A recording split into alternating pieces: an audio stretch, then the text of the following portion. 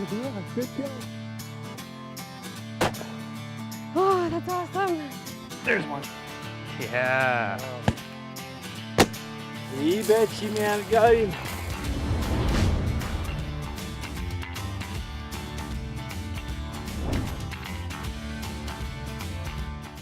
Hi everyone, welcome to another edition of the Harrod Outdoors videocast. This is episode 5, All Things Boats, and I'm down here at Valley Marine in Union Gap. If you're wondering where that's at, it's near Yakima, Washington. And today I have Max Rutgers with me, who is a co-owner at Valley Marine. Thanks for joining me. You're welcome. Appreciate it. Yep, you're very welcome. You know, I'm part of the reason we're here on location is this beautiful new showroom. What a nice place. How long have you been in here? We've only been in here for about 2 months now. Most of it's been settling and unpacking messes and getting everything sorted out. And it's been an interesting transition. Never quite had to do a move like that before. So it was a lot of fun. It was a lot of work. And now that it's finally starting to take shape, we're starting to see some of the benefits of it. So it's really nice. It's a beautiful place. If you've never been down to Valley Marine at their old location, or if you just want to check out this new location, be sure to come on by.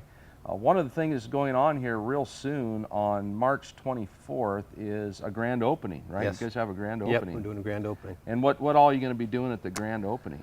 There's going to be seminars. Each manufacturer is going to have a rep here. There's going to be some special buys on boats. They're going to have some food. There's going to be door prizes.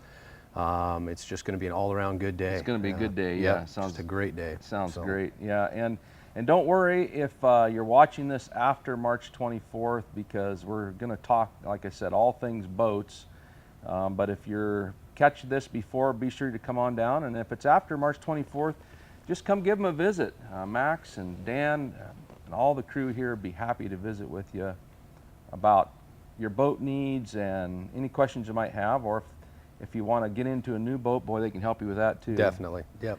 So one of the things we want to talk about a little bit today, if you've watched our shows, The Northwest Outdoorsman, which you can find other episodes of that right here on our YouTube channel, is you've seen us in open water fishing in this beautiful Lund boat right behind us. This is my boat here, and it's a Sport Angler, and I just love it. And one of the things I wanted to ask Max about, or have him tell you about, is a little bit about Lund boats, like where are they made, and why is it such a good boat for our area? So maybe let's just start out with that. Where are Lund boats made, and why are they so good? So Lund boats are made in New York Mills, Minnesota.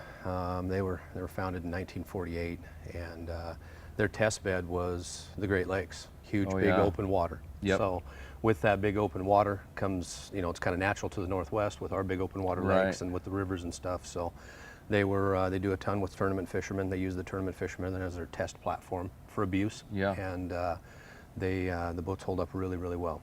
So some people will say, well, I'm not really into a riveted boat. I'd rather have welded aluminum, and and obviously here our boat is riveted. What do you say about that? Lunds are riveted exterior-wise. They have a big superstructure in them that is welded, and then the aluminum skin gets riveted to it with all aircraft-grade rivets. And it does carry a lifetime warranty on the double riveted seams and everything to the original owner. Right. So they rivet airplanes together for a reason, so they can flex and move without breaking. And same thing on the boats. The Lund boat does a real good job going over the water. It can move and not leak, no issues. They're just a very, very tough, durable boat. So. One of the things I've been so impressed about my boat is the fact that how well it cuts the water. And, like you said, they're tested and used a lot in the Midwest on very big water. And we have that here in the Northwest as well with, the Columbia River, Lake Chelan, Banks Lake, very big bodies of water that get lots of wind, but these things are so stable. How do they do that? Well, the technology in a Lund, it is more than just a name. The bottom is almost as wide as the top. They use a variable V. They start out sharper in the front. They taper back to a flatter. They've got a true reverse chine built into them, and that helps stabilize it on the water and on plane. The deep V, when you're on plane, is cutting the water. It transitions back to a little shallower V with a reverse chine, and the reverse chine is the stabilizing platform on it. So it works very, very well. It's interesting. You can walk to the corner of the boat here and play a fish and lean over the other guy there with the net, and it just barely tips. They're just so stable. Yep. You know, not only under power, but when you're fishing, which is, you know, one of the reasons that I really wanted a Lund boat. I rode in Doug Allen. He's one of the original owners. We'll talk about that in a minute. In his boat, and I was just so impressed under power, and then when we were fishing, it's like, man, this thing is just so stable. Yeah, they're incredible. Yeah. They are. And if you look at any, I mean, we deal in a lot of product, and you know, brand for brand for brand, the Lund is the most stable platform on the water. Oh yeah. Yep. Yeah. There's other boats that do other things differently, but the Lund overall fishing platform, sitting still, landing fish, dealing with day-to-day operations, especially when you work your boat on a daily or weekly basis, it's definitely a good platform to use. Now, one of the other things that I really enjoy about this boat is how easy it trailers. And you'll notice, you can see the wheel well here, there's no side bunk. And in my old boat, I had a side bunk because it's really hard to get it on there. Yeah. This thing just trailers like a dream. And again, what are the features that allow it to do that? Well, this trailer is actually custom built for this boat. Shorelander set up a manufacturing facility right next door to Lund, so they custom build this trailer. Is built for this boat. Dual bunk system, no side guides necessary. They just load trailer. They've got a disc brake system on them. They're just a very, very well built trailer that handles well, tows well, loads well. Yeah, it's pretty cool, and I'll show you a few images here of us loading or unloading the boat, just so you can kind of get a perspective of that. But you know, they load so easy, and usually even if the wind's blowing, I'll just back it down so that the bunks are just barely sticking out of the water and just motor right up there, and it just tends to settle. And I never have any problem at all getting this right in the center just about every time. So yeah, biggest mistake with all trailers of this style is just putting them too deep in the water. You just want to leave that little bit out of the water, about a quarter of the bunk, and they just drive right on. So right now it's March, and we're getting ready. And part of the reason I have my boat down here is Max is going to help me out and get it ready for this spring, a little maintenance. And it's been sitting all winter. I haven't run it. I mean, what are some things that folks should do for their motors, just getting their boat ready for spring? Just getting everything ready. Well, biggest thing is charge the batteries. You know, that's the first thing. After that, you want to... Let me ask you about that real quick. Sure. What would you tell folks that are having, you know, like I keep this boat in warm storage all winter long, but let's say they have it outside, they've winterized it and everything. Would you suggest putting, I've heard different people say different things, trickle charge on your battery or not? So you can use small tenders. Big problem we run into with chargers is they overwork a battery and they evaporate the water. Okay. So biggest thing is if you can charge a battery once a month, it'll survive winter just about any condition. There you go. So if you can just hit them once a month with your normal charger, bring them up to full capacity, you won't have any issues. Okay, so we pull it out now, and so one of the things you were going on there is charge the batteries, and what are some of the other ways to? Do a basic system check. Make sure you have a boat plug or two in the boat. Right. Go through, check all your pumps, check your lights. Nothing worse than getting at the ramp and have something not work. You do a basic check on your motor. If it's a 4-stroke, check the engine oil. So engine oil dipstick, when you check it, it's got an operating range area. You want to try to be about the middle of that area. Not completely to the top. You want to give it a little room for expansion. So That's pretty good. if you ever have to add oil to your engine, there's a cap on the front of the motor here on this particular F-150 to fill it. Kicker motor, very, very similar. Has a yellow cap to fill it right here. Has a dipstick for the engine oil. Same thing. Try to keep it in the middle of the crosshatch area. You don't want to fill them completely full. There's no room for expansion then. You know, check fuel level. Now's a wheel bearing time of year. We see a lot of failures for the next month on wheel bearings. Try to have everything all messy.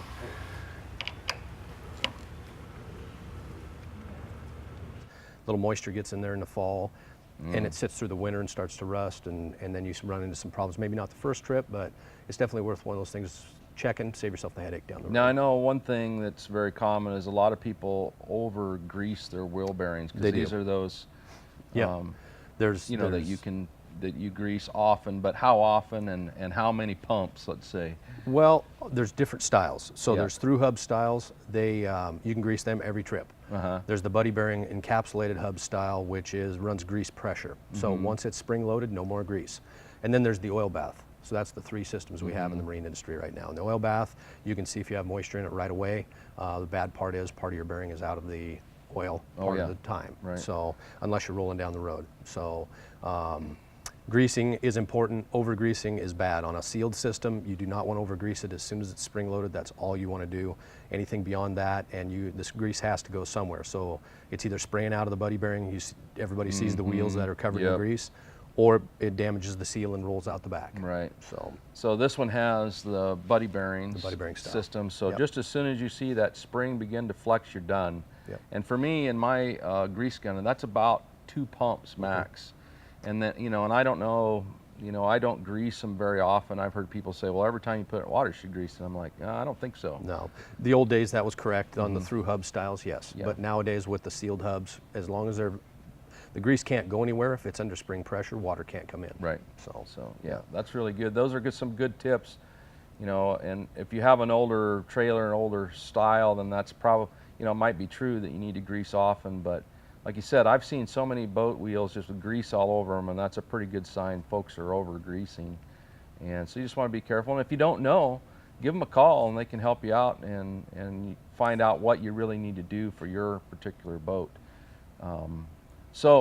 Electronics Yes. on your boat. Is there anything specific you need to do about maintaining those, or no, not much. just making sure the connections are good, I suppose? Make sure the connections are good. Clean the screens with a real mild, like a window glass cleaner.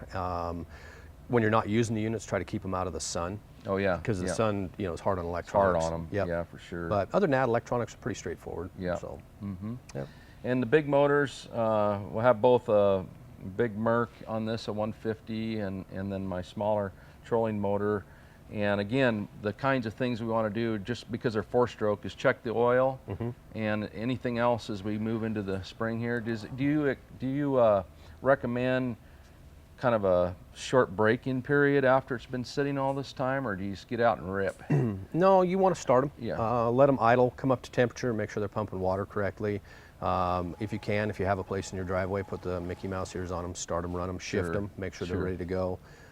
It's not anything big. It's just you want to check it before you get to the boat ramp. This is that time of year where that stuff starts to happen.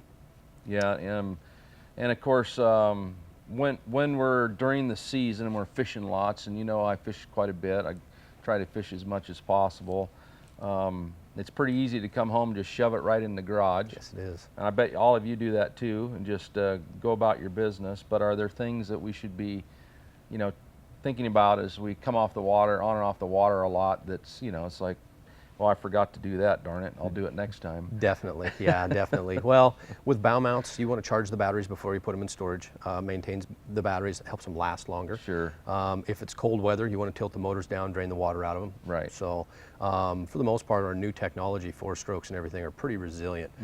Keeping a good fuel stabilizer in them all the time just staves off the headaches of fuel going Right. bad and varnishing the carburetors on the kickers. But the new motors, there isn't a whole lot that you have to do, not like in the old days. Right, yeah. So, One of the things I like to do when I come off the water is I'll swing by the gas station, I'll top it off, and then I'll put in the additives that you guys have been suggesting for me. sure. And it depends on the motors that you're using and what additives that you want to add, of course, but I use the ones that you guys recommended for me, and that's what I do each time, so that my tank is full. If I'm going to store it for any while, I'm not going to get any moisture in that tank. And then it's ready to go when I want to go fishing next. Definitely, definitely. Well, and if you can stay away from ethanol fuel, it helps save some headaches. And then keep a good fuel stabilizer in it. Any of the factory branded stuff is a really good product. They put their name on it. They're willing to put their warranty on it. So Sta-Bil is also another good brand. I know it's available just about everywhere. Make sure you use the Marine Sta-Bil. Marine Sta-Bil, Right. yes, yep. But other than that, the fuel breaking down is the biggest issue, and just keeping up on everything and use your boat. Don't use it for a fuel storage tank. Right, exactly. You know, you That's buy what it to they're use for. it, use it. Yeah. Sure. One thing that's really nice about the Lund in particular is it has the sport track on it. So right along here and on both sides of my boat, and I can move my downriggers if I want. I can move all my rod holders, and that's a really nice feature about this particular boat. Yeah, it is. Yeah, and you can take downriggers off if you're not using them for your specific Yep. time of the year, and you don't have to put any more holes in your boat. Everything, it's kind of like a Swiss Army knife. Yeah, it's it really is. Everything's movable. So It's pretty nice. You can just slide things up and down the rail, and she's ready to go. So that's another thing. And if you're thinking about a new boat or even putting downriggers on your current boat, if you don't have them before, that's another one of those things. It'd be good to visit your local dealer or come on down here to Valley Marine, because you don't want to end up putting holes where you don't need them. no. And you want to make sure that they're wired correctly. Yes, if you you're do. doing electronic, Yes, you do. electric downriggers. Yeah, holes are easy to put in a boat. They're very hard to repair. Yes. Yeah. So, and around here, having downriggers is really one of those things you really, for fishing, you really want them. It helps you with your controlled depth fishery. That's what they're for. I use them a lot, even on the river, just to get down to depth where we're fishing and we see fish on the screen. I can just put my gear right where they are. So it's one of those things that works really well for any boat that you have, and help you be more successful putting fish in your boat. Now, that's the clip that the line's going to be on. That's Okay. why you want to reel down. And most people, they grab a rod and they want to jerk on Yeah. it and try to get it. Sure. When you got too much slack, you got to reel down to the water so you're tight. As much as you can. You feel the fish there, and you pop it real quick, and it'll come off that clip. If you have a boat, use it. Use it. Use it. Yeah. Use it a lot. Wear it out. Don't let it rust. That's what they're for.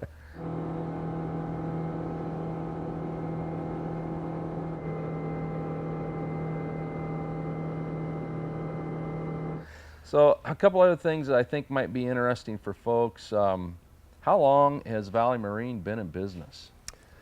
Well, Valley Marine started back in about 1954 Ah. is when it started. And Dan's dad purchased it in 74, I believe, 74, 75. So the Doug Allen was how I kind of got involved with Valley Marine, and he is Dan Allen's father, and Doug ran that for quite a while, right? Quite a while, yep. And then Dan Allen is now one of the owners, and then recently you've become a co-owner. Yes, so. I have, yep. So have they always carried Lund? Yeah, Lund has been around since the 80s at Valley Marine. Cool. So it's our heritage. Yeah. Yeah. How did you get involved with it? Still don't know.